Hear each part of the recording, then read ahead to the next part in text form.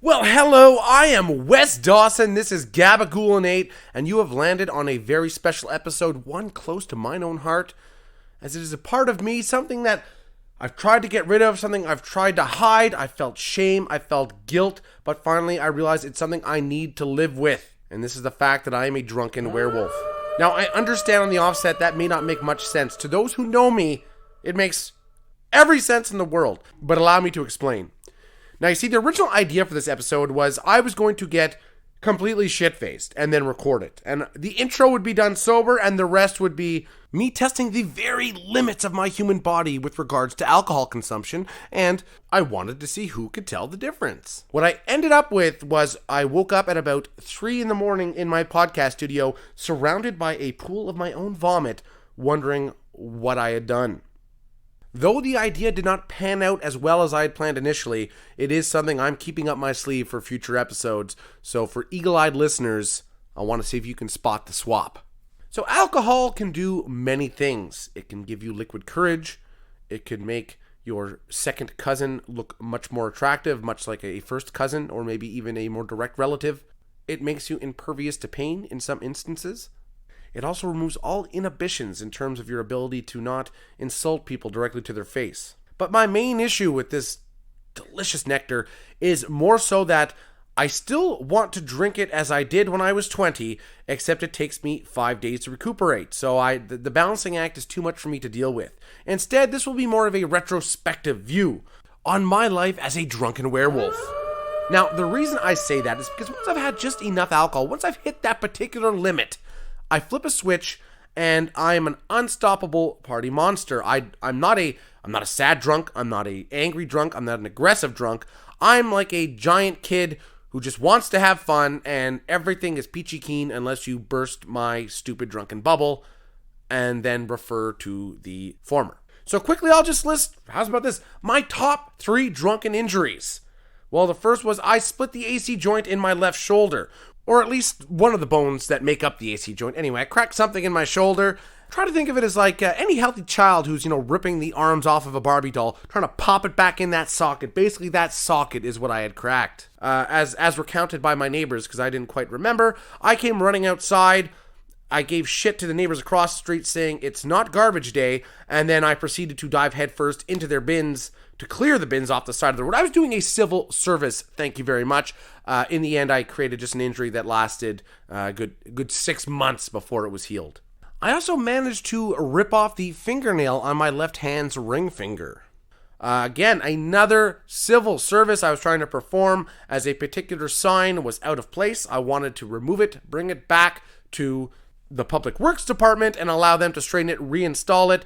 In trying to do so, in trying to be a good Samaritan, I tripped with said sign in my hand and the edge of it caught the edge of my fingernail and removed it quite swiftly. A side note, I allowed it to also get kind of gangrenous and I just kept it covered up until my parents noticed that my finger was very swollen and dark, and then when they looked at it, they're like, "You're an idiot, you have to get that checked out." And of course, the third, keep off the grass. I and 2 friends had headed down to Dominican Republic to celebrate our ability to consume cheap alcohol. And in doing so, we were coming home from the bar one night. There was a sign saying to keep off the grass. So, of course, the rebel that I am, I started running through the grass, giggling to my friends, "Oh, keep off the grass," until I realized that they were green painted cement well covers. I do believe that was the purpose of the signage, and in disobeying said sign, I managed to rip off another nail from one of my phalanges, this time the big toe, by running full speed in flip-flops into that well cover.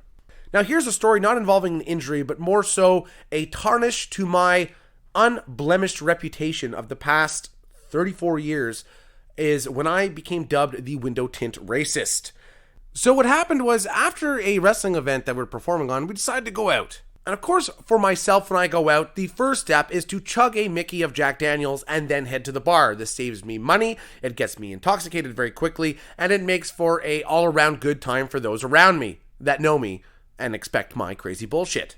So I go outside after consuming said alcohol, and then there's a car parked there. The 45-degree angle of the streetlights was creating a glare across the windshield and the side windows. So in my haze. I leaned forward, I could not see, and I asked, is there anybody in this car? The response was a unanimous, very loud and very angry, "You fucking racist," because 3 of my black friends were in the car, and then they went on a rant about me being a country bumpkin and my racist tendencies. Of course, I've never lived this down. I stand by my statement that due to the glare, I could not see inside the vehicle, and I will recreate this scene for anybody interested because I am a man without guilt, without shame, and without regret. Now, we are burning through the time. No wonder I couldn't record this drunk. I don't think I'd be able to follow the 3 words of notes I'd written down. So we're going to move right to good, bad, an easy one. So the good part of alcohol. You can have a lot of fun, let loose. The bad is that it's a crippling and debilitating toxin that can turn strong, independent people into bumbling, pathetic shells of themselves. A good, it can provide momentary confidence when needed. The bad, it is a very thin line between confidence and inhibition. A good, that as I age, I have this ability that, as soon as that magic nectar touches my lips, I'm able to swing it back with the fervor meant for a lifetime alcoholic. But the bad, as I mentioned, is it takes me like 5 days to recover from a couple cans of Four Loko. Dumb shit people say? Well, basically anybody telling me I can't do something while drunk, whether it's a feat of strength, jumping a certain gap. Basically, I'll do anything if I think it'll get a laugh, which has proven to be very detrimental to my own physical well-being. Well, much like the lifespan of my liver, we are running out of time, so let's touch quick on upcoming subjects for next week. We are going to discuss the dragon's kiss. Yes, that's right. For those of you who aren't aware, the dragon's kiss is the act of wiping the tip of one's penis with toilet paper when done urinating. Now, why does my brother have such a fervent disgust for men doing this? What motivates this anger? Did he catch me performing the dragon's kiss one time? I don't know, but we are going to have my brother on the show next week and we will get to the bottom of this. Another subject we'll discuss is people obsessed with child actors. I am a huge ghost head, and for those who don't know, it means that any of the original members of the Ghostbuster films, I will give them head at a moment's notice. No, that's not quite it. I think it's a self-given name for big fans of the Ghostbuster franchise, which I am. And I see on Instagram, there's a lot of these, like, Finn Wolfhard is the actor from Stranger Things, plays Mike. He's now in the new Ghostbusters film, Afterlife. And there's, like, all these, like, obsessed pages, like, oh, he's so cute, he's so adorable, I love him so much, I love him right to bits, I want to funk this young child. And personally, I find it kind of disturbing, and if the roles were reversed and someone was doing this about, say I had a fan page for a young girl, people would be like, the fuck, you are a grown-ass man, what are you doing?